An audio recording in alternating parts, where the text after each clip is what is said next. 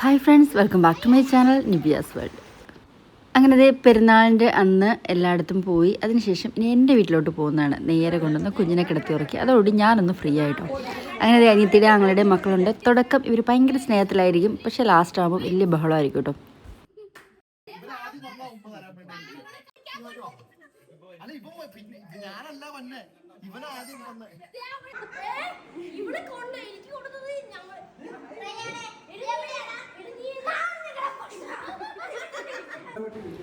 അടുത്തത് ഈ ഉപദേശം കേട്ടോ. ഇത് കേൾക്കുമ്പോൾ നിങ്ങൾ വിചാരിക്കും എത്ര നീറ്റായിട്ടുള്ള പിള്ളേരാ വെറുതെ ഒന്ന് കേൾക്കുന്നുണ്ടല്ലോ എന്ന്. എന്താ ഉപദേശം എന്ന് കേട്ടോ.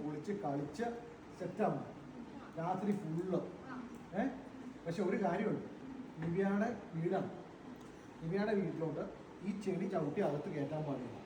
ചവിട്ടി ഇട്ടിട്ടുണ്ടാവും. ആ ചവിട്ടിയിൽ ചവിട്ടി കൊടുത്ത് അതെന്താ സംഭവം എന്ന് വെച്ചാൽ പെരുന്നാളിന് എങ്ങോട്ടെങ്കിലും പോകാമെന്ന് വൈകുന്നേരം ഒരു തീരുമാനം ഉണ്ടാവുകയാണ്. പക്ഷേ എനിക്കതിൽ യാതൊരു ഇൻട്രസ്റ്റും ഇല്ല. കുഞ്ഞിന് എൻ്റെ കയ്യിൽ തന്നെയായിരിക്കും, അവൻ ആരുടെ പോകില്ല. അപ്പോൾ എനിക്ക് എൻജോയ് ചെയ്യാൻ പറ്റില്ല. അപ്പോൾ ഞാൻ പറഞ്ഞു എന്തായാലും ഞാനില്ല എന്നുള്ളത്.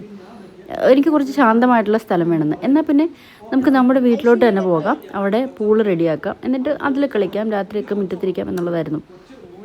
പക്ഷേ ഇവന്മാരെന്നല്ല ഇവളുമാരെല്ലാവരും കൂടി ഭയങ്കര പ്രശ്നങ്ങളായിരിക്കും.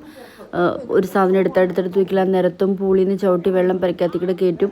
എന്തെങ്കിലും എടുത്തു വയ്ക്കാൻ പറഞ്ഞാൽ അവളാ ഇവനാന്നൊക്കെ പറഞ്ഞ് ഭയങ്കര ബഹളം. അതുപോലെ കുഞ്ഞിനെ ഉറങ്ങാൻ സമ്മതിക്കില്ല. ഒളിച്ച സാറ്റുകളിൽ വന്ന് സാറ്റ് വെച്ച് കുഞ്ഞെണ്ണയ്ക്കും. അപ്പോഴും കുഞ്ഞ് കരച്ചിലായിരിക്കും. അപ്പോഴും എനിക്കൊരു ഫ്രീ ആവലില്ല. അപ്പം ഞാൻ അത് പറഞ്ഞപ്പം ഇവരെയൊക്കെ റെഡിയാക്കി തരാം എന്ന് പറഞ്ഞ് റിയാസ്ക്ക് കാര്യങ്ങൾ പറഞ്ഞാണ് ഈ കാണുന്നത്.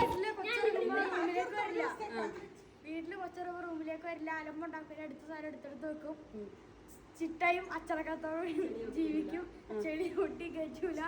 എല്ലാം ഉമ്മി പറയണത് കേൾക്കും, വാപ്പി പറയണതൊക്കെ എല്ലാരും പറഞ്ഞേക്കും. ഇനി എല്ലാവരും കൂടെ സമ്മതമാണോ? അങ്ങനെ ഞങ്ങൾ ബാക്കിയിരുന്ന ഫുഡൊക്കെ എടുത്ത് വീട്ടിലേക്ക് പോകാൻ റെഡിയാവും കേട്ടോ. എനിക്ക് ചില പ്രശ്നങ്ങളുണ്ട്. നിങ്ങൾക്ക് ആർക്കെങ്കിലും അങ്ങനെ ഉണ്ട് പറയണം കേട്ടോ. വീട് നിരന്ന് കിടന്നാൽ അതെൻ്റെ തലയിൽ നിരന്ന് കിടക്കുന്ന പോലെയാണ്. എനിക്ക് തലയ്ക്ക് തീക്കടെ ട്രെയിൻ ഓടണ പോലെയാണ്. കാരണം അതൊന്നും ഒതുക്കി വെക്കാതെ എനിക്ക് സമാധാനം ഉണ്ടാവില്ല. ചില ദിവസമൊക്കെ പറ്റാത്തപ്പോൾ പോലും ഞാൻ അത് റെഡിയാക്കാൻ വേണ്ടി നിൽക്കും. അപ്പോൾ വട്ടാണോ എന്ന് ചോദിക്കും, പക്ഷെ എനിക്കറിയില്ല വട്ടാണോ എന്നുള്ളത്. എനിക്കത് റെഡിയാക്കി നീറ്റായിട്ട് കിടന്ന് ഞാൻ ഓക്കെയാണ്. പല കാര്യങ്ങൾക്കും എങ്ങോട്ടെങ്കിലും പോകാൻ നേരം ഞാൻ വീട് വൃത്തിയാക്കിയിട്ട് ഇറങ്ങി പോകുള്ളൂ. പക്ഷേ തിരിച്ചു കൊണ്ടുവന്ന് കുറേ ലഗേജ് വെച്ചാലും പറ്റില്ലെങ്കിൽ പോലും എനിക്കത് എടുത്ത് എൻ്റെ കൺമുമ്പിൽ കാണാത്ത രീതിയിലൊന്നും ആക്കി വെക്കണം. അങ്ങനെയുള്ള ചില പ്രശ്നങ്ങളൊക്കെ ഉണ്ട് കേട്ടോ. അങ്ങനത്തെ ഞങ്ങൾ വീട്ടിലെത്തി.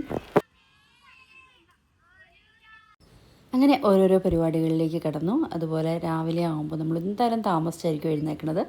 മുറ്റത്തിരിക്കാം എന്നുള്ള ഉദ്ദേശത്തിലൊക്കെയാണ്. അപ്പോൾ രാവിലത്തേക്കുള്ളതും കൂടി റെഡിയാക്കി വെച്ചിട്ടാട്ടോ ഞങ്ങൾ മുറ്റത്തേക്ക് ഇറങ്ങിയത്.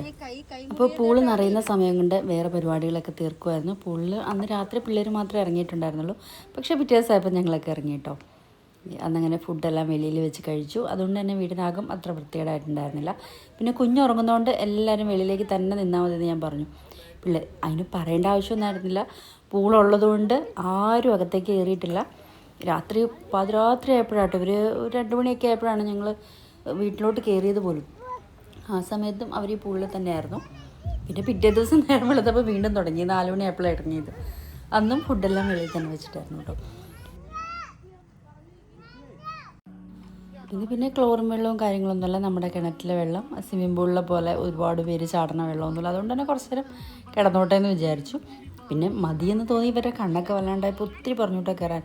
എന്ത് കയറില്ല, എന്നൊരു ദിവസമല്ലേ ഉള്ളൂ എന്ന് വിചാരിച്ചിട്ട് പിന്നെ അവരവിടെ തന്നെ നിന്നു. പിന്നെ അത് മാത്രമല്ല, ഇതങ്ങനെ പെട്ടെന്ന് നിറയ്ക്കാൻ പറ്റില്ല. നമ്മൾ കിണറ്റിൽ നിന്ന് മോട്ടർ അടിച്ച് ഇതിലേക്ക് നിറയ്ക്കും. കുറേ സമയം വേണം. അതുകൊണ്ട് എപ്പോഴും നമുക്കങ്ങനെ നിറയ്ക്കാൻ പറ്റില്ല. കുറേ നാൾ കൂടിയിട്ടൊക്കെ ആയിരിക്കും നമ്മളിതൊന്ന് പുറത്തെടുത്ത് എല്ലാവരും ഇങ്ങനെ കുടുംബം നിറയ്ക്കണത്. അല്ലാതെ കുറച്ച് പേർക്ക് വേണ്ടിയിട്ടൊന്നും ഇതങ്ങനെ നിറയ്ക്കാൻ പറ്റില്ല. കുഞ്ഞിപ്പം അകത്തായതുകൊണ്ട് ഞാനും അകത്ത് തന്നെയായിരുന്നു കുറേ സമയം. പക്ഷേ ഇവരുടെ ആരും ബഹളം അകത്തോട്ടില്ലാത്തതുകൊണ്ട് അവനും സുഖമായിട്ട് ഉറങ്ങിയിട്ടോ. അവൻ മര്യാദയ്ക്കൊന്ന് ഉറങ്ങി എണീറ്റാൽ അവനും ഓക്കെ ആവും. എൻ്റെ കയ്യിൽ നിന്നും പിന്നെ കുറച്ച് നേരം ഇറങ്ങി നടക്കുകയൊക്കെ ചെയ്യും. ഇത് ഉറക്കം ശരിയല്ലെങ്കിൽ പിള്ളേരാകെ ചീമൂടായിരിക്കും. അങ്ങനെ കുഞ്ഞുള്ളതുകൊണ്ട് ആ ഒരു ടെൻറ്റും കൂടി കെട്ടി വെച്ചു കേട്ടോ. കാരണം എപ്പോഴും ഉറക്കം വന്ന് കുഞ്ഞ് തന്നെ റൂമിലാവേണ്ടി വന്നാൽ ഇവിടെ കൊണ്ടുവന്ന് കിടത്താം എന്നൊക്കെ വിചാരിച്ചിട്ട് നമ്മൾ ഈ ബെഡൊക്കെ 2-3 ബെഡ് ഇതുപോലെ സെറ്റാക്കി വെച്ചിട്ടുണ്ട്. മുറ്റത്തൊക്കെ ഇറങ്ങിയിരിക്കാൻ വേണ്ടി പായിട്ടിട്ട് ഈ ബെഡിട്ടിരിക്കാൻ വേണ്ടി ഞാൻ ചില വീഡിയോസിലൊക്കെ കാണിച്ചിട്ടുണ്ട്.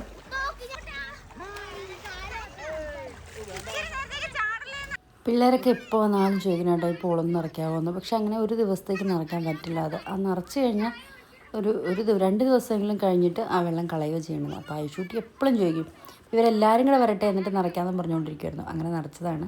പിറ്റേ ദിവസം രാവിലെ ഞാൻ കുഞ്ഞിന് ഫുഡ് കൊടുക്കാൻ വേണ്ടിയിട്ട് കുറച്ച് നേരം അവിടെ പോയിരുന്നു. അങ്ങനെ അവൻ ഫുഡ് കഴിച്ചതുകൊണ്ട് അവനെ ഇച്ചിരി സമയം നിറക്കിട്ടോ. കൂടെ ഞാനും ഇറങ്ങി, പിന്നെ റിയാസ്ക്ക് ഇറങ്ങി, പിന്നെ അനിയത്തി ഇറങ്ങി, അങ്ങനെ എല്ലാവരും പിന്നെ രാവിലെ ഒന്ന് ഇറങ്ങി കേട്ടോ. പിന്നെ ഇവന്മാരുടെ കൂടെ നമ്മൾ ഈ വെള്ളത്തിൽ ഇറങ്ങാൻ നിന്നാൽ നമ്മൾ ഉരുട്ടി എടുക്കും. അതുകൊണ്ട് അവർ ഉറങ്ങി എഴുന്നേൽക്കുന്നതിന് മുമ്പാണ് ഞങ്ങൾ വെള്ളത്തിലിറങ്ങിയത്. അത് കഴിഞ്ഞ് പിന്നെ അവർ വന്നു കഴിഞ്ഞാൽ പിന്നെ ബഹളമായി. പിന്നെ ഞങ്ങൾ ഇങ്ങോട്ട് മാറി, ഇല്ലെങ്കിൽ നമ്മുടെ എവിടെയെങ്കിലുമൊക്കെ ഒടിയും.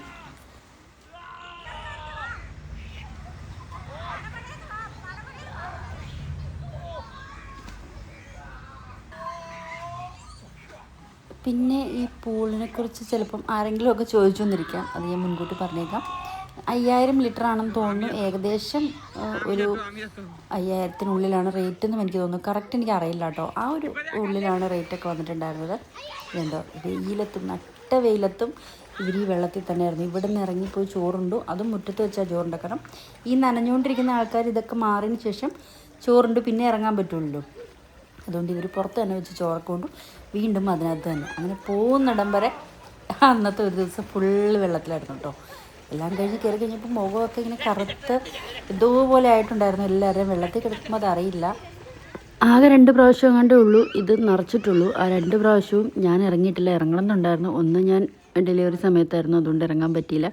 അങ്ങനെ ഞാനും ഒന്ന് ഇറങ്ങണം എന്ന് വിചാരിച്ചിരിക്കുമായിരുന്നു. അങ്ങനെ ഞാൻ കുറേ നേരം കുഞ്ഞുമായിട്ട് വെള്ളത്തിൽ കിടന്നു. എങ്ങോട്ടെങ്കിലും പോകണമെന്ന് വിചാരിച്ച് ആണ് ഞങ്ങൾ തുടങ്ങിയത്. പക്ഷേ ലാസ്റ്റ് വീട്ടിലാണ് വന്നിരുന്നത്. സത്യം പറഞ്ഞാൽ ഇപ്രാവശ്യം എനിക്ക് എങ്ങോട്ടും പോകുന്നതിനേക്കാളും താല്പര്യം ഈ വീട്ടിൽ നിന്നതായിരുന്നു. ഞാൻ കുറച്ചുകൂടെ ഫ്രീ ആയിരുന്നു. കാരണം കുഞ്ഞെപ്പോഴും നമ്മുടെ കയ്യിൽ തന്നെയായിരിക്കും. അപ്പോൾ അവനെയും കൊണ്ട് എവിടെയും പോകുന്നതിനേക്കാളും ഉത്തരവാദിത്വം എൻ്റെതായിരിക്കും. അപ്പോൾ അതിനേക്കാളും ഭേദം ഇങ്ങനെയാകുമ്പോൾ ഞാൻ കുറച്ച് ഫ്രീ ആയിരുന്നു. എനിക്ക് വെള്ളത്തിലും അത്ര നേരം കിടക്കാൻ പറ്റി. കാരണം നമ്മളൊരു ഹോട്ടലിൽ പോയിട്ടുണ്ടെങ്കിൽ റൂം എടുത്ത് പൂളുണ്ടെങ്കിലും നമുക്ക് ഇറങ്ങാൻ പറ്റില്ല. അപ്പോൾ പിന്നെ ഇതാകുമ്പോൾ നല്ല കൂളായിട്ട് ഇരിക്കാൻ പറ്റി. എൻ്റെ ഇഷ്ടത്തിന് കുഞ്ഞിൻ്റെ ഉറക്കവും നടന്നു. അതുകൊണ്ട് ഞാൻ ഹാപ്പി ആയിരുന്നു കേട്ടോ. അങ്ങനത്തെ ഈ ഒരു സംഭവം എടുത്തു. എല്ലാവരും ഇറങ്ങാൻ നിന്നപ്പോൾ അതിൽ കുറച്ച് നേരം അതൊന്ന് ടീ ആക്കാൻ വേണ്ടി ശ്രമിച്ചു. അതിനുശേഷം എല്ലാവരും യാത്ര പറഞ്ഞ് പിരിഞ്ഞു കേട്ടോ. അപ്പോൾ ഇപ്രാവശ്യത്തെ ഞങ്ങളുടെ പെരുന്നാൾ ഇങ്ങനെയൊക്കെയായിരുന്നു. ഇഷ്ടപ്പെട്ട ലൈക്ക് ചെയ്യുക, ഷെയർ ചെയ്യുക, സബ്സ്ക്രൈബ് ചെയ്യുക. വീണ്ടും മറ്റൊരു വീഡിയോയുമായി അടുത്ത ദിവസം കാണാം.